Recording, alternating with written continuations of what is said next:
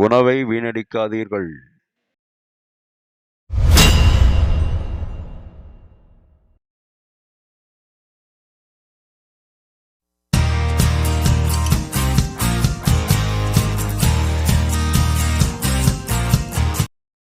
Hi viewers and subscribers, பால் வெண்ணிலா கொழுக்கட்டை செய்கிறோம்.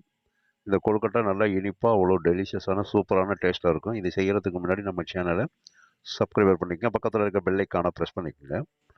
மற்றொன்று, நல்ல காரமாக இருக்கிற மாதிரி ஒரு சுண்டல் கொழுக்கட்டை செய்கிறோம்.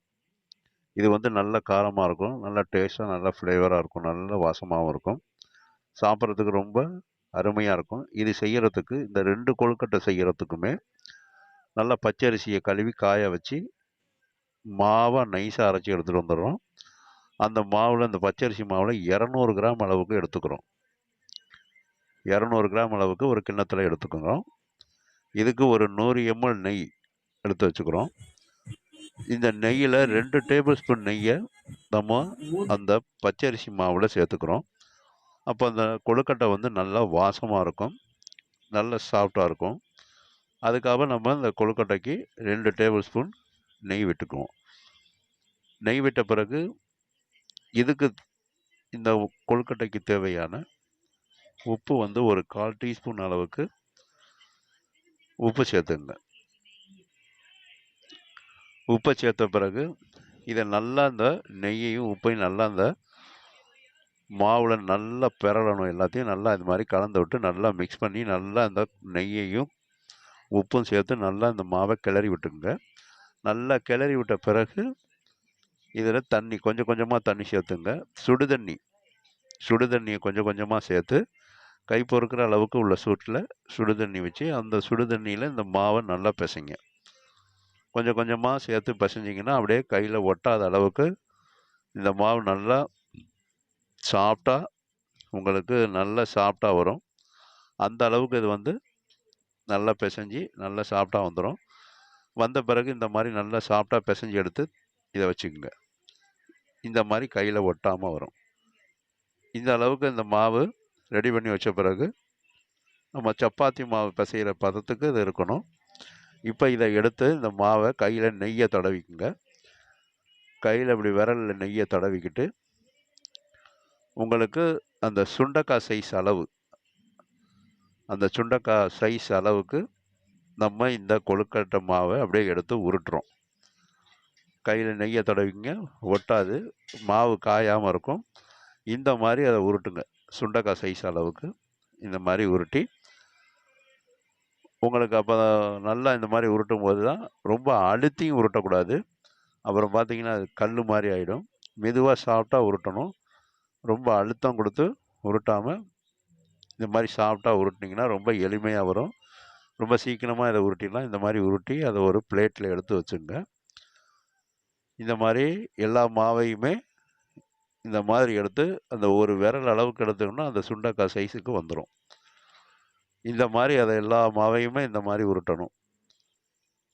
உங்களுக்கு தேவைன்னா பெருசாகவும் நீங்கள் நெல்லிக்காய் சைஸ் அளவுக்கு, அரை நெல்லிக்காய் சைஸ் அளவுக்கெல்லாம் நீங்கள் உருட்டிக்கலாம்.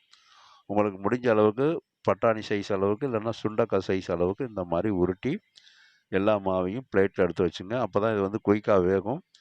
நல்லா நம்ம கொடுக்குற அந்த மசாலா, அந்த இனிப்பு இதெல்லாம் வந்து பார்த்திங்கன்னா உள்ளே நல்லா வந்து பார்த்திங்கன்னா இழுத்துக்கும். இப்போ இந்த மாதிரி உருட்டி எடுத்து வச்சுருங்க இந்த மாவையும்.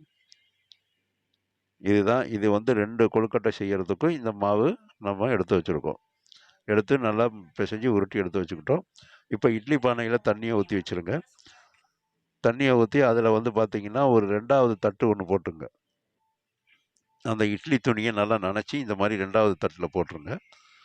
போட்டுட்டு நம்ம உருட்டி வச்சுருக்க அந்த சின்ன சின்ன கொழுக்கட்டையை, அந்த மணி மாதிரி சுண்டக்காய் சைஸ் அளவுக்கு உருட்டி வச்சுருக்க கொழுக்கட்டையெல்லாம் அந்த இட்லி தட்டில் நல்லா மேலே பரவலாக, எல்லா இடமும் பரவலாக நல்லா ஈவனாக வேகிற மாதிரி, ஒரே இடத்துல முட்டா போட்டுறக்கூடாது.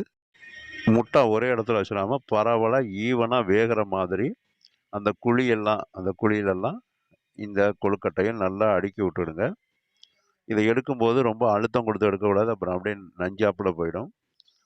அப்படியே நம்ம ரொம்ப லாவகமாக எடுத்து இந்த தட்டு முழுக்க இதை நல்லா பரவலாக அடிக்கிருங்க. இந்த மாதிரி அடிக்க வச்சிருங்க. ஈவனாக வேகணும். அந்த மாதிரி அதை அடிக்கிருங்க. இந்த மாதிரி இந்த கொழுக்கட்டையெல்லாம் அடுக்கின பிறகு அடுப்பில் வச்சு மூடியை நல்லா மூடிடுங்க.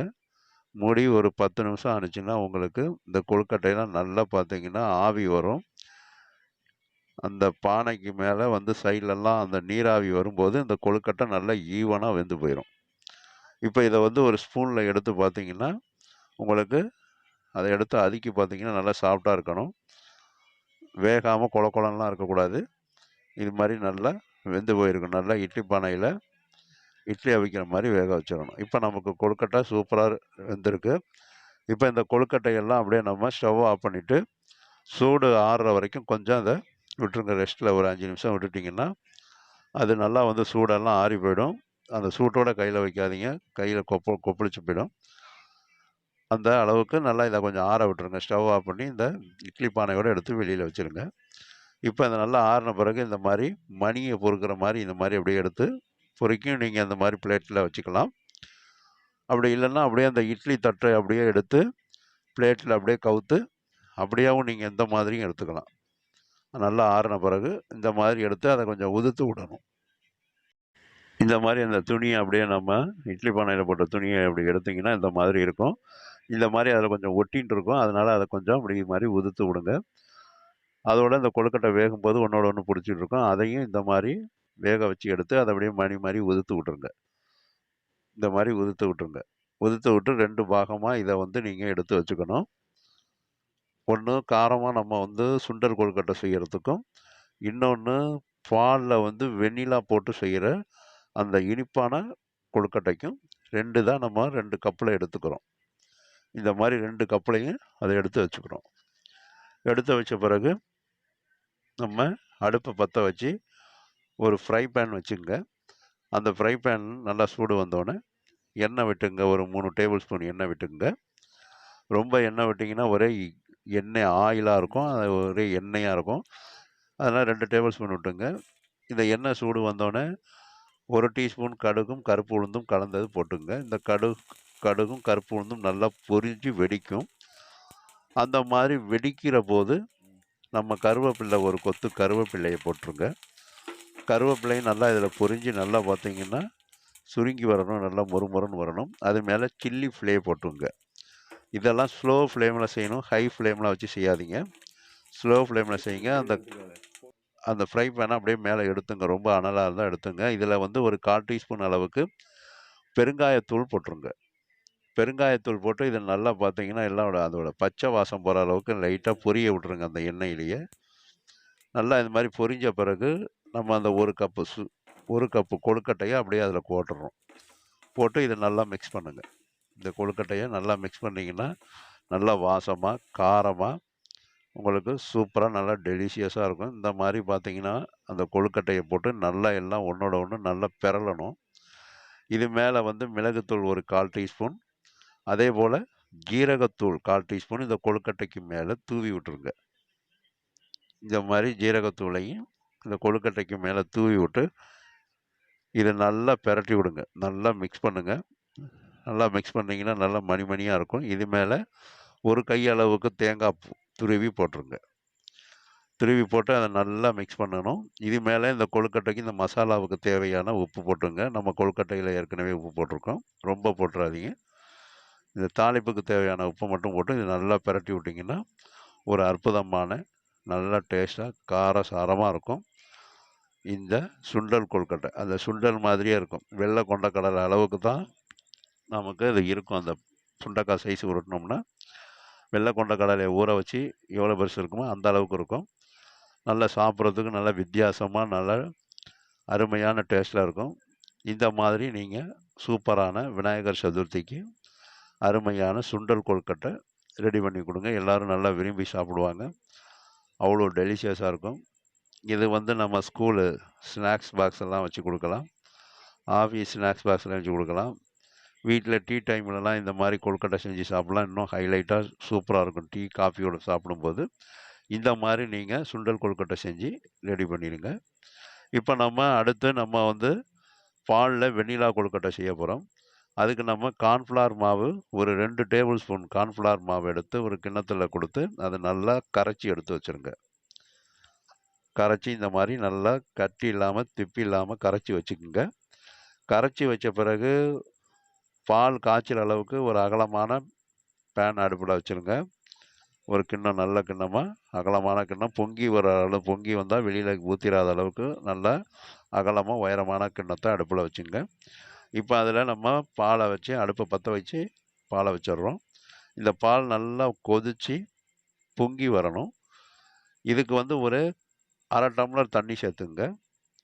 தண்ணி சேர்த்த பிறகு பால் பவுடரை ஒரு 3 டேபிள் ஸ்பூன் இந்த மாதிரி கரைச்சி எடுத்து வச்சுங்க. கரைச்சி எடுத்து வச்ச பிறகு நல்லா பால் கொதி பொங்கி வரும்போது இந்த மாதிரி அந்த பாலை ஆற்றி விட்டுட்டு நம்ம கரைச்சி வச்சிருக்க அந்த பால் பவுடரை இந்த பாலில் சேர்த்துங்க. நல்லா கொதித்து பொங்கி வரும்போது இந்த பால் பவுடரை இதில் சேர்த்துக்கிட்டிங்கன்னா இந்த பாலோடு சேர்ந்து இது நல்லா கட்டியெல்லாம் இல்லாமல் நல்லா திக்காக வரும். இப்போ அந்த பால் பவுடர், கரைச்ச பால் பவுடரில் அந்த பாலில் ஊற்றி நல்லா இதை மிக்ஸ் பண்ணுங்கள். கலந்து விட்டுருங்க. இந்த மாதிரி கலந்து விட்டுறணும். கலந்து விட்டு இது மறுபடி நல்லா கொதி வரும். நல்லா இந்த மாதிரி கொதி வரும்போது ஒரு 100 கிராம் அளவுக்கு ஜீனி சேர்த்துங்க. அதாவது ஒரு 200 ml பாலுக்கு 100 கிராம் அளவுக்கு சர்க்கரை, வெள்ளை சர்க்கரை சேர்த்து நல்லா மிக்ஸ் பண்ணி விட்டுருங்க. இப்போ பால் கொஞ்சம் நீத்தாப்பில் வரும், கொஞ்சம் தண்ணியாக இருக்கும். இந்த பால் பவுடர்லாம் சேர்ந்து நல்லா கொதித்து அது நல்லா கெட்டித்தன்மைக்கு வரும். அப்போ நல்லா மறுபடி திரும்ப வரும்போது வெனிலா எசன்ஸ் பவுட்ரு, வெனிலா பவுடரை ஒரு 1/4 டீஸ்பூன் அந்த பாலில் சேர்த்துங்க. வெனிலா பவுடரை அந்த 1/4 டீஸ்பூனை சேர்த்து நல்லா மிக்ஸ் பண்ணிங்கன்னா நல்லா கமகமன்னு வாசமாக இருக்கும். அப்படியே பார்த்தீங்கன்னா வீடே நல்லா வாசமாக இருக்கும். அது செய்கிற இடமே நல்லா ஃப்ளேவராக இருக்கும், நல்லா கமகமன்னு வாசமாக இருக்கும். இப்போது நம்ம கரைச்சி வச்சுருக்க கார்ன்ஃப்ளவர் மாவை நல்லா கலக்கி விட்டு இந்த கார்ன்ஃப்ளவர் மாவை எடுத்து அந்த பாலில் ஊற்றிடுங்க. பாலில் இந்த மாதிரி சேர்த்துருங்க. பாலில் சேர்த்து நல்லா மிக்ஸ் பண்ணுங்கள். நல்லா கலந்து விட்டுருங்க. இந்த மாதிரி நல்லா கலந்து விட்டோன்னா பால் நல்லா திக்காக வரும். அப்போ அந்த பதத்தில் நம்ம எடுத்து வச்சுருக்க இந்த கொழுக்கட்டையை அப்படியே அந்த பாலில் சேர்த்துருங்க. இந்த பால் பார்த்திங்கன்னா அடுப்பில் ஸ்லோ ஃப்ளேமில் செய்யுங்க, ஹை ஃப்ளேமில் வச்சிடாதீங்க. பால் பொங்கி பொங்கி வெளியில் வரும். இப்போ இந்த கொழுக்கட்டை போட்டோன்னே ஸ்லோ ஃப்ளேமில் வச்சு செய்யுங்க. இந்த கொழுக்கட்டை அந்த பால் அப்படியே உள்ளே அப்சர்வ் பண்ணி இப்படியே இழுத்துக்கும். சாப்பிடும்போது நல்லா ஜூஸியாக இருக்கும்.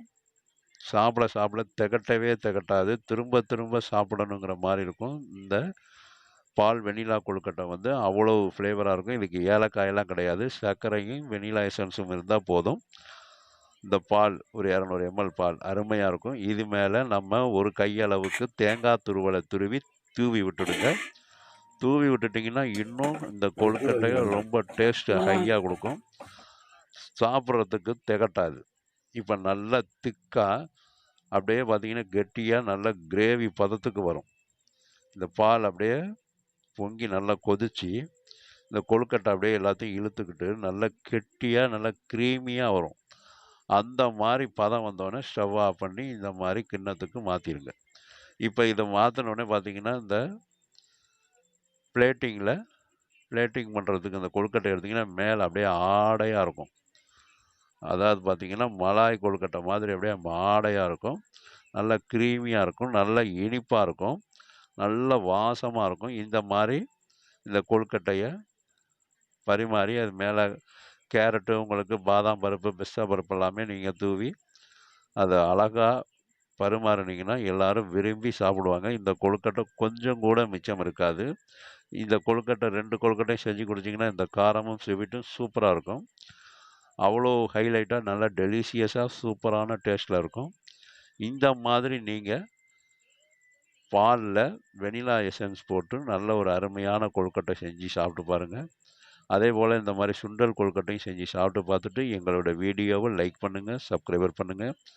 உங்களுடைய நண்பர்களுக்கும் சொந்தக்காரங்களுக்கும் ஷேர் பண்ணுங்கள், லைக் பண்ண சொல்லுங்கள், சப்ஸ்கிரைபர் பண்ண சொல்லுங்கள். நீங்களும் இந்த மாதிரி கொழுக்கட்டை செஞ்சு சாப்பிட்டு பாருங்கள். எங்களோட வீடியோவை பார்க்கின்ற அனைத்து வியூவர்ஸுக்கும் சப்ஸ்கிரைபர்ஸுக்கும் விநாயகர் சதுர்த்தி வாழ்த்துக்களோடு மனமார்ந்த நன்றியினை தெரிவித்துக் கொள்கிறேன்.